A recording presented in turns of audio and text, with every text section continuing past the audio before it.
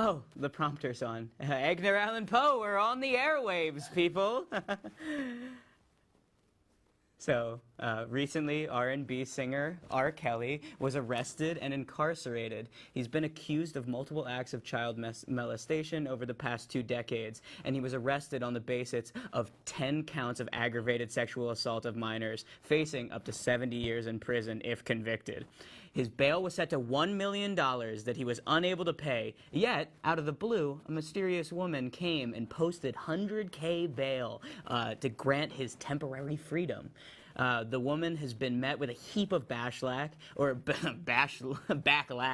as she reportedly works as a daycare owner. Well, now she's come to clear her name and tell everybody her story. Everybody, welcome Valencia Love.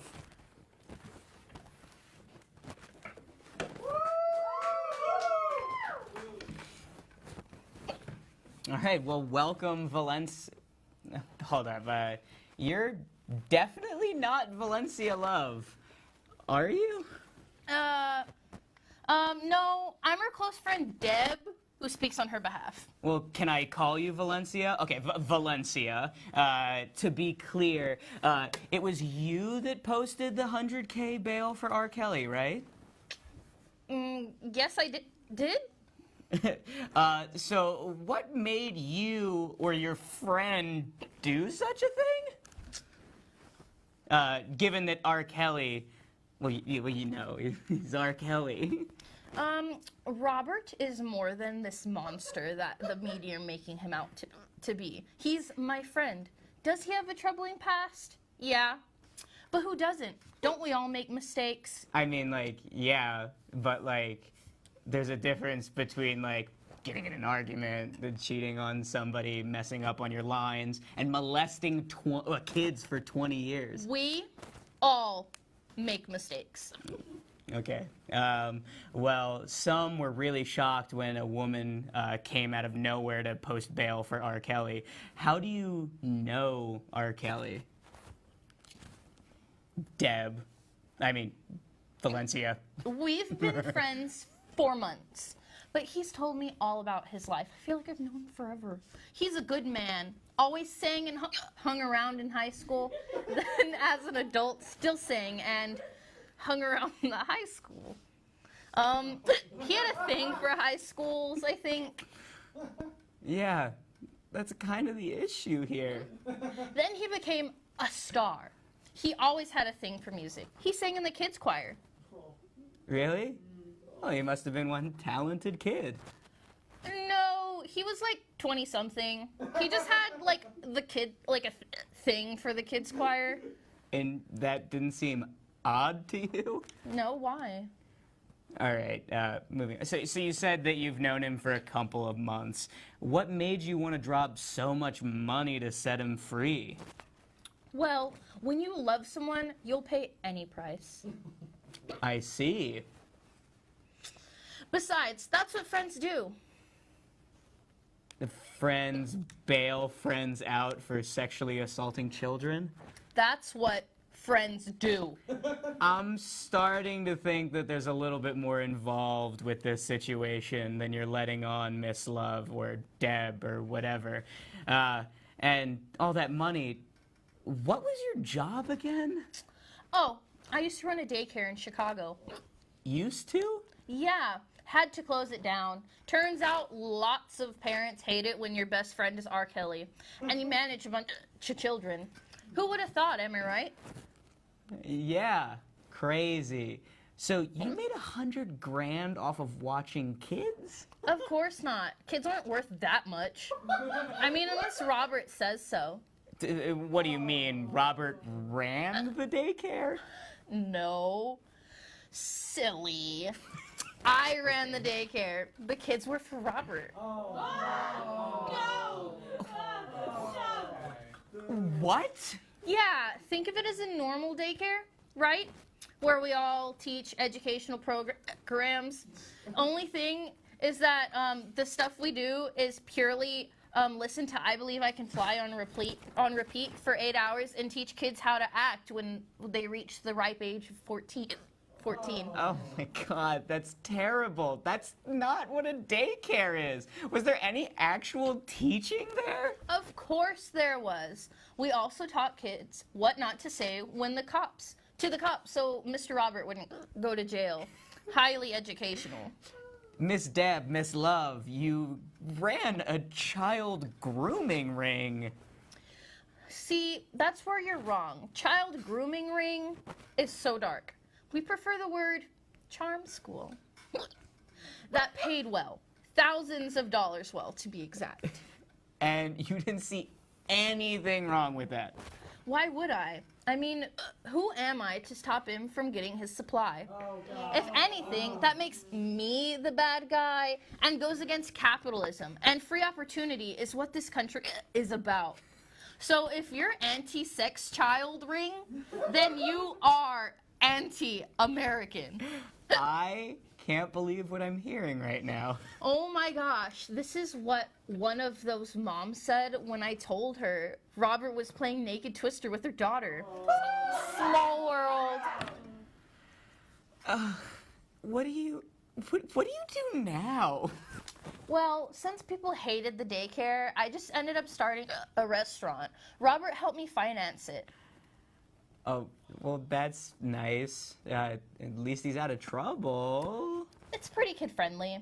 Very kid-friendly, you could say. Actually, come to think of it, I think he said no one above the age of 18 is allowed to eat there.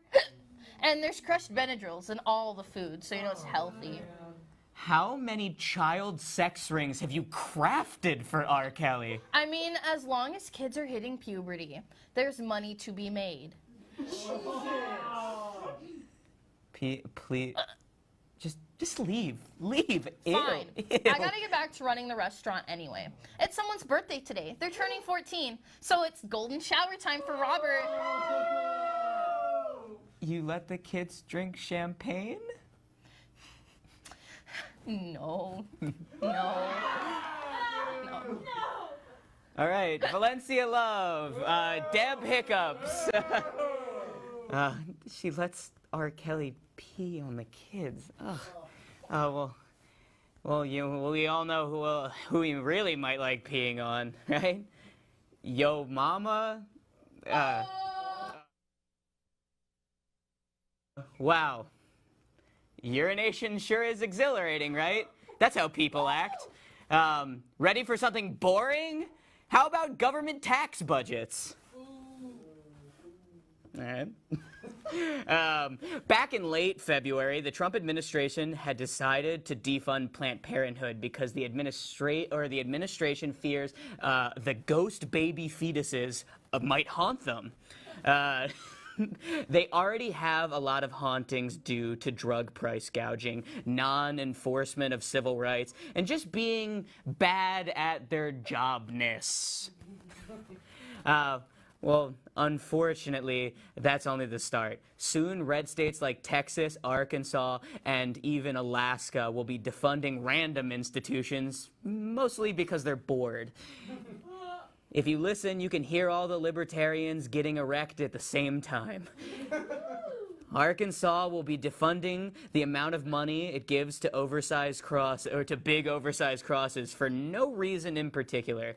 They'd like to ask you to quit asking. Alaska will be defunding, I don't know, like maybe meese.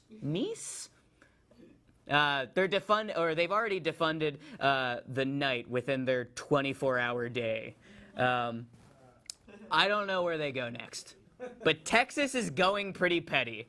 Our official Next Week Now prediction from the Next Week Now studio about next week now is that Texas government will defund Texas student television. For those of you who don't know, TSTV those of you who don't know who TSTV is because you're watching on our Facebook live stream or you watch our YouTube videos religiously, also known as our viewers, only known to our viewers, TSTV is the station where we film this very show. Now, TSTV is a part of a larger entity called Texas Student Media, but none of them are going to be defunded, or none of them are going to be defunded. What I would like to say why that is, because the kind of jokes are no longer allowed that we do. And that's okay. But what that means for our humble old Next Week Now is whoever once claimed to have a connection to God or an established eldritch figure called the Squid will be coming to you live every Thursday at 11, just with some minor changes. The first, that we won't be able to afford a studio of our own, so we'll be filming in an abandoned Jack in the Box across the street. Some of you have reminded me that it has asbestos, and I'll remind you that we stake no claim in our own lives. The quality will dramatically go down. We'll have to use cardboard signs as graphics, and none of us are very good artists. What we missed host Keegan Zipper will become in charge of panhandling because he's white, so certain residents of Austin might think about looking at him twice. All other members will be used in the writing staff will now become the rioting staff. They'll dismantle institutions, bring the local Urban Outfitters to the ground, peel the 7-Eleven apart and lick the bug-infested walls. And what for? Because we're deeply hungry, and only like 2 of us have jobs, guys. We'll have to release all of our current predicting devices, fortune tellers, fairies, a dartboard with our names and situations onto it, to a pawn shop to pay for rent. The only predicting device we'll have remaining is the magic 8-ball Davis stuck up his ass to ploy to have young college students look into his gaping chasm. I'm afraid to use it, but it'll probably be good for all of our viewers. Ultimately, the show won't really suffer because, as we all know, the suffering artists create their best work. We'll be slowly crumpling and freezing and maybe overheating depending on how Texas is feeling that day. But we'll make the best. We'll make the best content and the best situation you'll have ever seen. Which can't be that hard to imagine since you're only half listening to this piece while checking your phone, wondering why your friend or perhaps child really asked you to watch a late-night comedy news channel when they know that you're a Republican.